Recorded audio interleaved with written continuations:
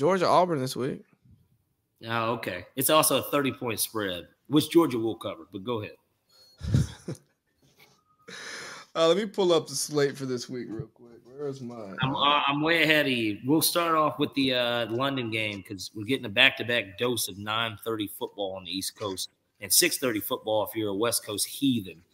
I'm going to church on Sunday, so that kind of throws off my football watching plans. We got the Giants and the Packers, 2 3-1 teams, kind of what the NFL would have wanted. But they're also two big football, traditional football, Hey, first time 2 500 teams have played in London. Really? Yeah. I mean, I'm not surprised, but like I am a little. I mean, it's usually the Jacksonville Invitational. Yeah, as I say, Jacksonville plays there once a year. The Falcons have gotten a couple out there these days. Like a team like the Lions will be out there. Like, it's a wasteland for football. But, Saquon Barkley leads the league in rushing. The Green Bay Packers don't look like the Green Bay Packers, but they're somehow 3-1. Their defense carry them, and so is the run game. And so I think interesting game that we do have. Do the Giants have a quarterback? No. I mean, because Daniel Jones, Daniel Jones went out Sunday. Yeah, they were running like Dayball was running like the Wildcat and lining him up at wide receiver. Matter of fact, look, it just flashed on the Amazon screen here. Okay, so Daniel Jones is on track to play, but he has an ankle injury, which means well, the real question is, does Tyrod have a concussion or something? What's wrong with Tyrod? Yeah, Tyrod has a concussion. Shocker. Kenny Galladay's hurt? Or are they just mad at him? Yeah, he's finished. The Colts need to try to sign him. Or the Packers. Somebody does, just to throw him in there. So what about Pittsburgh being a 2-touchdown underdog to Buffalo? It's their first time being a 2-touchdown underdog since the merger. Really? Yeah, they're the last team. I think Buffalo's going to steam everybody they play at home. And so they've only played one game at home this year, and that was against Tennessee on Monday night. And so they dog walk those bastards. Yeah, I think that they're gonna beat the shit out of pretty much everybody that they play this year at home, and this is like serving that shit up on a platter, you can't miss that tackle, son. It doesn't matter; they still sacked him. Well, Rustin, he had nowhere else to go. This is crazy. Let me see.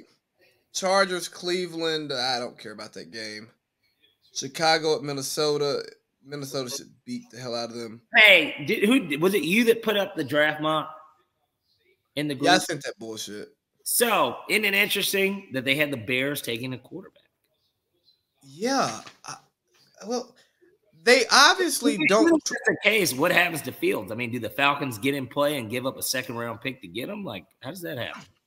I think Justin Fields is going to be set up to pull a Ryan Tannehill. He obviously has a lot of work to do, and most quarterbacks don't do well when they haven't succeeded at their original stops. That's not, they usually don't do well. But I mean, my God, new system, and they're not good. They don't have weapons. And if he only throws the ball 20 times a game, like what experience is he getting? Like, how is he? Like, what is he learning? Hey, I just wanted to throw this out there because the game is on. Put that shit on. Wilson is 16-32, so that means he's 50%. Man, I don't know how that's going to get it done. I mean, he's lucky Matt Ryan's just giving them the ball. But because if it was anybody else, bro, like this game, they would be getting dog walk. Like they might walk out of here 3-2. They may be the worst 3-2 team in NFL history. Have you watched Denver and been like? I think Matt Ryan puts together a strong drive and this game is over. Yeah. Have you ever watched? They'll be 2-1, and they'll be very much in their division. So, like, they'll be very much in it because Jackson. Have you watched this Denver team and been like, you know what? That's a good football team right there. I like what they're doing. What? This is their third. Their best player got hurt. Was this their third standalone game or second? This is their third primetime game, if that's what you Yeah, mean. like Yeah, they played on primetime every odd week. Week 1, week 3, week 5. gotta be watching this bullshit. Let's see.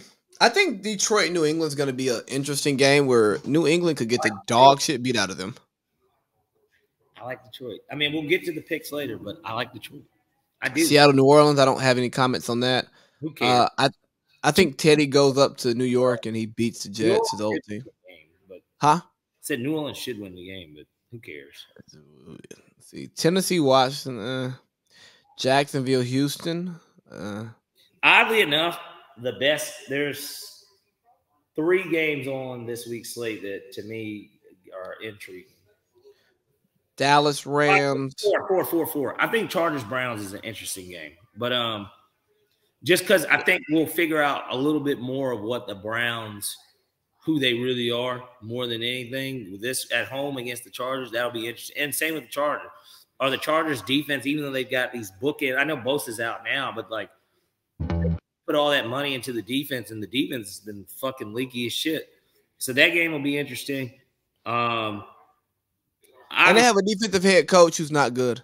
I know we talked about Falcons first, but game of the week has almost got to. I mean, I know it's going to be Cowboys Rams, but like game of the week, honestly, is the Falcons Bucks. I think that is by far the most intriguing game. We are all here to do what Falcons do. Look at that. I think because of how well the Falcons have been playing and the brand of football they're playing, and then the way that the Bucks have slumped and been injured, it's compelling because if the Falcons do win this game, what are your thoughts if the Falcons really do win the game? Like, what can you fathom? Because then next week we get San Francisco here, which we'll see how that game goes. But yeah, I got a feeling. But certainly at 3-2 and with that type of confidence and being in first place, come on, Matt. Jesus. So for some odd reason, my Facebook comments don't like pop up like in here, but Josh Holsey was in the Facebook comments. And what did Josh Holsey have to say? He says, "I love watching you admit that you're a loser." Is he talking about me? Yeah. He said, "How do you still think Matt's gonna score a TD?" Can you screenshot these comments so I can have them for evidence come Sunday night or Monday night when? I'll drop him in the locker room right now. I think Josh is drunk and bored. Yeah, I think that Josh, he's, go feed the dog, Josh. All right. Josh is a dog now? Yeah. Go tell him to take the dog out for a powder. All right. Hold on. Josh Holsey has a dog. Practically, yeah. Maybe it's not his dog technically, but it is his dog. Give me one moment, too. Okay. I'm looking at this slate right here, and I really thought this Philadelphia-Arizona game was going to be a game to watch, and honestly, it's not. When Parlay P gets back, we'll sit here. We'll have a little conversation about Cliff Kyler and Steve Keim, a.k.a. the KKK, because Kyler hasn't really done it for me. They're not a good team. His numbers aren't there. And I really think this one of the best things that's happened to NFL GMs is Tua being hurt. Kyler struggling and Bryce Young getting hurt this past week playing for Alabama.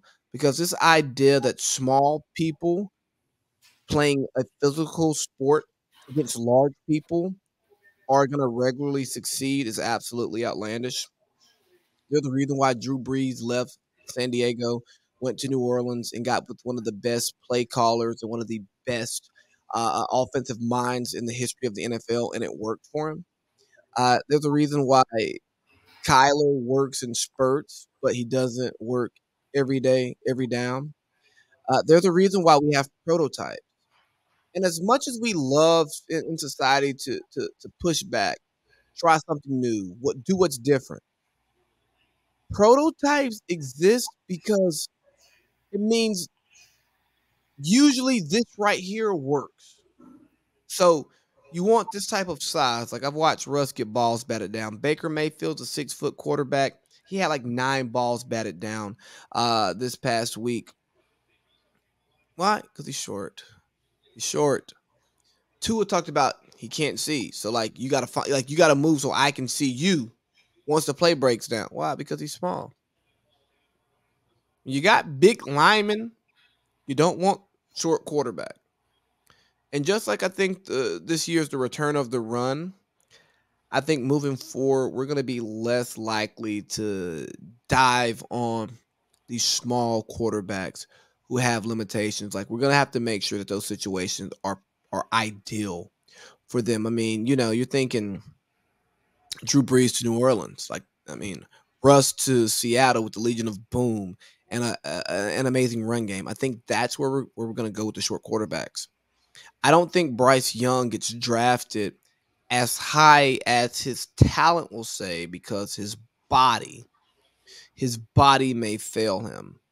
And he's going to have to go to the right team with the right offensive coordinator, with the right weapons. Somebody who's innovative, creative, who's going to move the pocket. Someone who's going to be super, super innovative with their play calling. So I don't know if you heard me, Parlay Pete, but I was pretty much just talking about this year being the referendum on the short quarterback, and I think we're going to get back to more prototypical quarterbacks. I don't mean, 6'4", 240, but your 6'2s, your Joe Burrow type of guys, even a Lamar Jackson, a legit 6'2", a Justin Fields, a 6'2", because Bryce Young getting hurt this year for Alabama, they say in real life he's 5'10", 5'11", $186. So he's smaller than me. But think about Kyler Murray's what, 5'9"? 5'9", but Kyler Murray, they say he does have a little bit of he's a bit more trunky. He has a bit more hips, butt, thighs than Bryce Young. And then Russ being the ideal short guy. Russ is like 5'10", 5'11", 225. Like you look at Russ, like he's fat now, but even before he came to the league, he had like big legs, big thighs, big ass paws for you homophobes out there. I'll pause it for y'all. But the point being is that like Russ has a thick, sturdy body. Dog, Bryce is small and skinny. Tua, small and skinny. Baker Mayfield, small and balls get batted down all the time. So there's a reason why we have prototypes. Prototypes exist for a reason. Not saying that everyone has to be a prototype, but you bank on prototypes, not anomalies. I thought Josh Allen was so revered because he's so big. He's such a big man, and he did have a strong arm. He just wasn't accurate. And they were like, well, it wasn't his mechanics. It was like stuff that you could fucking fix. Dayball, I guess all those guys, they looked at it like, man, we can fix that. But you can't fix small. And he's lived up to it, though. You can't fix small. Like I was listening to Cowherd talk about this. He goes, "Is Mahomes 6'3"? 6'2", 6'3". But look at him. He got girth to him. Well, he's got an arm. Yeah. At the end of it. Yeah. But Cowherd was talking about the rest of the game. Cowherd was talking about Aaron Rodgers, right? He goes, Aaron is 6'2", 6'3", but he's 230. In most rooms, like he looks small next to football players, but in most rooms, he's like the biggest guy in the room.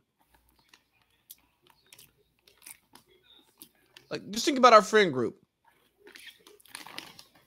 Gambles is the biggest person in our group. Probably overall, yeah.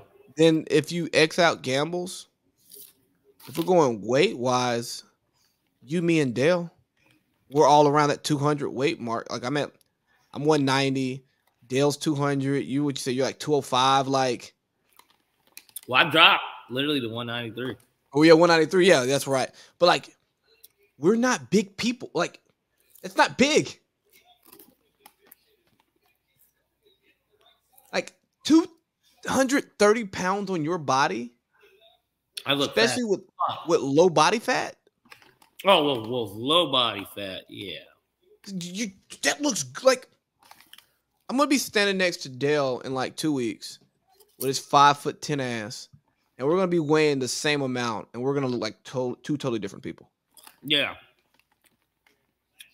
Cause Dale, what's Dale? Probably 5'10".